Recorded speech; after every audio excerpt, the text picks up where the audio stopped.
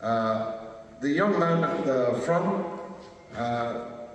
African gentleman who made an intervention from the front, asked, "What's the cause? What's the cause?"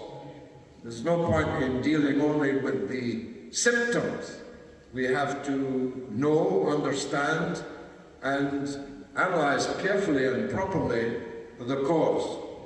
So in a paragraph, brother, the cause is this: that Israel is a European white colonial settlement state practicing apartheid, just like all the other white European colonial settler states, like the Belgian Congo, like the laughably entitled Dutch East Indies, like the South Africa ruled by British and Dutch people, like so-called Rhodesia, like so-called so many other colonial states that were founded by the European empires in other people's territory, on other people's land, to steal other people's things, and in some cases, yours included, in Africa, even to steal the people themselves.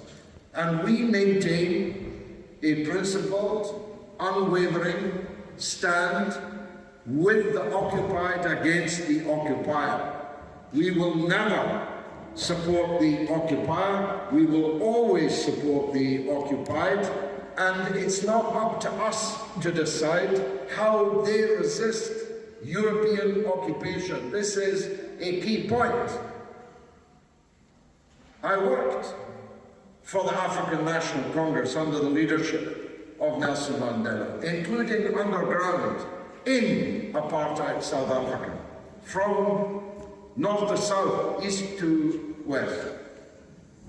It was not my decision what form the South African people's resistance to apartheid should take.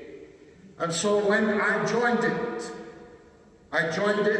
without preconditions. That meant that if the armed wing of the African National Congress, Umkhonto says, with the spear of the nation, mounted an armed intervention against apartheid, I had to be a part of that. Whether I was a participant in it, or approved it in advance, or agreed with its nature, was immaterial. And so we, in the Workers' Party, unconditionally support the right of the Palestinian people to resist their occupation in whichever way they decide. That's what solidarity means, you see. It's not a pick and mix.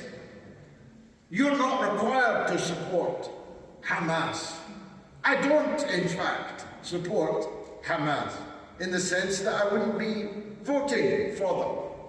But I don't have a vote.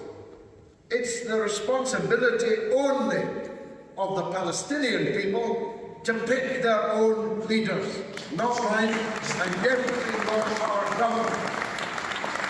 Definitely not the governments that are aiding the occupier in every crime that that occupier commits, about which too more later. So we're here because we agree with the slogan, no ceasefire, no vote. That might be the only thing that some of you agree with me on. But it's a pretty big thing. It's a pretty important thing. And I'm willing, if you are, to park all the maybe many other things that we disagree on, to come together for that simple slogan, no ceasefire, no vote. That doesn't mean that I believe, and I've been saying this since the beginning of the conflict, that a ceasefire, whilst necessary, is even remotely sufficient. A ceasefire merely means that for the moment the guns fall silent. But I've lived through many ceasefires, many more than I could count. but they are always followed ineluctably by the outbreak of occupation violence versus the occupied, or occupation violence against the occupier. And the whole thing begins again. 5 times I led convoys from London all the way to Gaza. Some of you, I know, were with me on some of those convoys. One person here was with me on 3 of those convoys. Those convoys were necessary because this all started long before October the 7th. The idea that October the 7th marked some new development is full of birds. I mean, you really have to be stupid to think that. There are some stupid people, but there are also wicked people who want to persuade you of that falsehood, so that you will unequivocally condemn the action that was taken on October the 7th. But what about October the 6th? What about the previous October the 7th? What about all the October 7ths since 1948? You all know these things and don't need me to lecture you on them. But it is clear that there will be no ceasefire. It is clear that the slaughter continues. I thought, more fool me you might say, that the killing of 7 foreign aid workers, 3 of them British, all 3 of them British military veterans, would represent the opportunity for a sea change in our government's attitude to this issue. And I believed, more fool me, when Rishi Sunak briefed the press that Britain was going to tell Netanyahu that they were legally advised that Israel was committing war crimes, crimes against humanity, and that ipso facto Britain could no longer supply weapons to Israel. And for a day or two, both the British and American governments seemed to be rocking, seemed to be unstable in their positions. But they've recovered. They've recovered their confidence. They've got, as we say in Glasgow, they've got their bottle back. And they are doubling down on their support for the slaughter. And as the government does, so the so-called opposition automatically follows. It looked for a day or two like Labour was going to follow the government down the road of concluding that we could no longer sell weapons to Israel because of crimes against humanity, bordering, if not over, the border of genocide itself. But they too have doubled down. And therefore I say to you unequivocally, I know there are some Labour people in the room, but there's no getting away from this fact. If you vote Labour, you're voting for genocide. You're voting for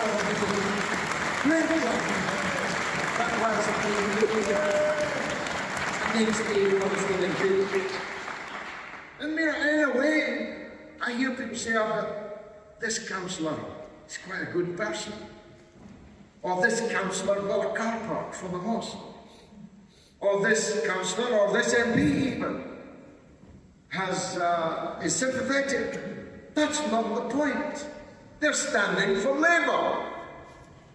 If you vote for them, you're voting for Keir Starmer. He's their leader. No votes for Starmer. Genocide Starmer. Anybody who votes for Starmer, votes for Labour, is voting for genocide. This we have to concede upon. And so you need to decide how important was that car park for the mosque. Was it more important than all those children that Israel slaughtered with Labour support. I just had a message from our candidate for Police and Crime Commissioner in Bedfordshire, enclosing a BBC report today, where Labour are demanding that our candidate withdraws his leaflet which accuses Labour of complicity in genocide. What should I do? Asked our candidate. I said, put it on a big, big banner and take it around.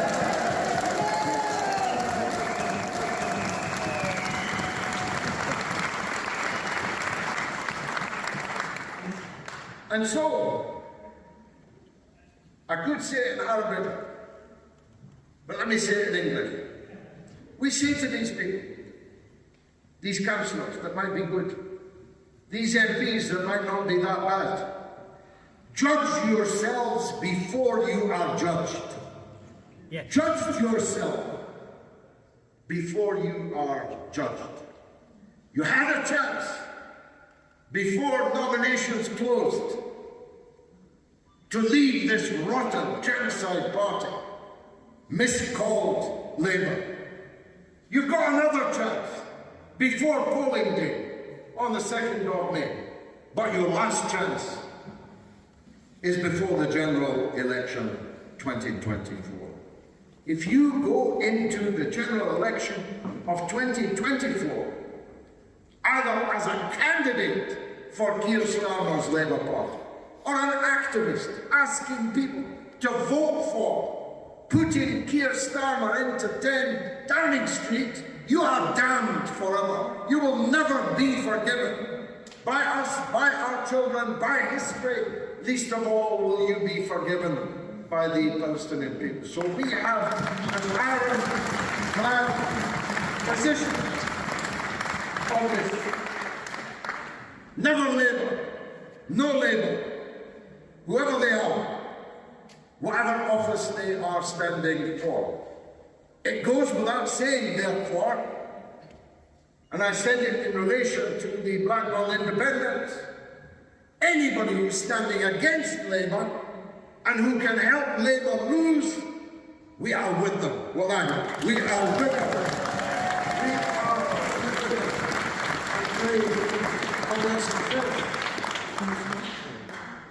But, and this is the but, we believe it's far better if we all come together as one hand. One hand that can be seen, felt, and cannot be confused. Now, I know that's difficult for some people. Either because they don't like me, I probably don't like them, but that isn't the point.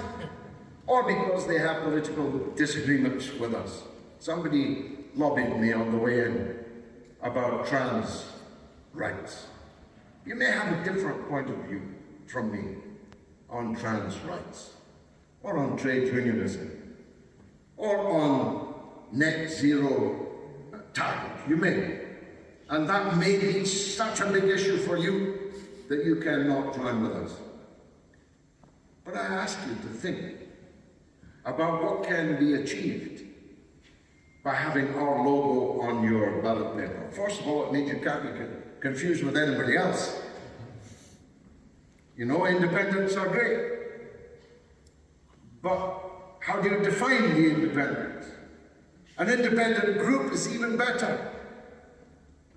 But what if another independent group also decide to stand? What if your name is Mohammed Abdul and there's a Mohammed Abdul on the other list? What if there's confusion amongst the elected with no logo, no symbol, and all kinds of people claiming to be independent? We're standing hundreds of candidates at the general election. They'll all have the same symbol. They'll all have the same colours. We'll have a party political broadcast on television. We'll be included in every opinion poll, so you'll be able to measure how it's going. We'll have to be on the leaders' debates. There are many advantages to being part of a political party that post-Rochdale is growing at a phenomenal rate. As James will tell you, I spend an inordinate amount of time, as I'm about to do, in the corridor after this speech, hearing people who want tickets to stand for our party in the parliamentary election. We could stand in every seat in Britain twice with the number of people who want to be candidates. And I have to try and wisely adjudicate on competing claims.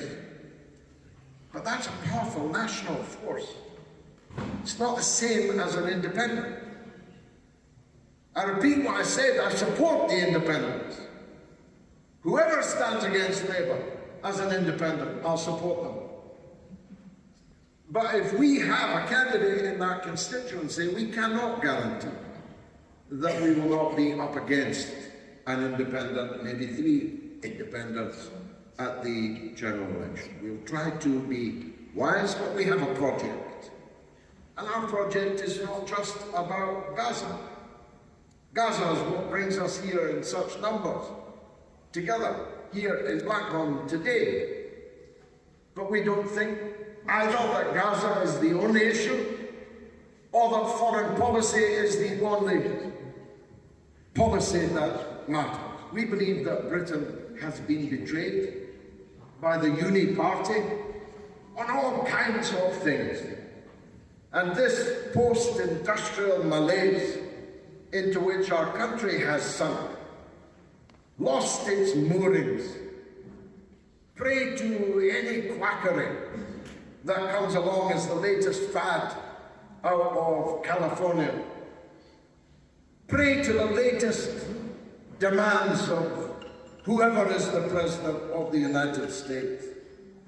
I supported Brexit because I wanted Britain to be an independent country. An independent country that didn't take orders from Washington or from Brussels. That's the kind of Britain I want to see. Now, Craig Murray is standing here in Blackburn. He's been here before. The Honourable Craig Murray could have been living a very, very comfortable life. Could have been in the House of Lords. He was a British ambassador at a young age and of the highest calibre. Another ambassador, friend of ours, told me recently that he used to read Craig's circular. These ambassadors send each other on a circular basis some ruminations, notes on the situation in their country and how they see the world situation. And that ambassador told me that he used to marvel at Craig Murray's circular, his grasp, his literacy, his erudition, wisdom, wit.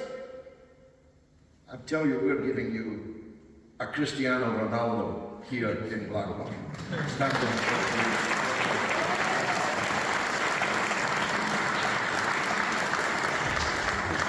He stood here before you. Some of you may remember his green fire engine going through the streets. For some, that's the most memorable memory of the campaign, but mine is a different. Sorry to put it. Some of you may even have been involved, I hope not. My main memory of when Craig stood last time here in Blackburn was the Muslims carrying Jack Straw on their shoulder out of the count after Jack Straw had beaten him. Jack Straw! Dripping in blood! Dripping in Iraqi blood! Muslims were carrying him out of the count. What kind of Muslims could they be?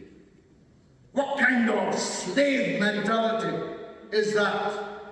Just 2 years before, Jack Straw had killed what became 1 million Iraqis, every one of them almost a Muslim. So I'm saying to the people in Blackburn, This is your chance to redeem yourselves. This is your chance to spit on the name Jack Straw and elect the Honourable Craig Murray as Game Member of Parliament.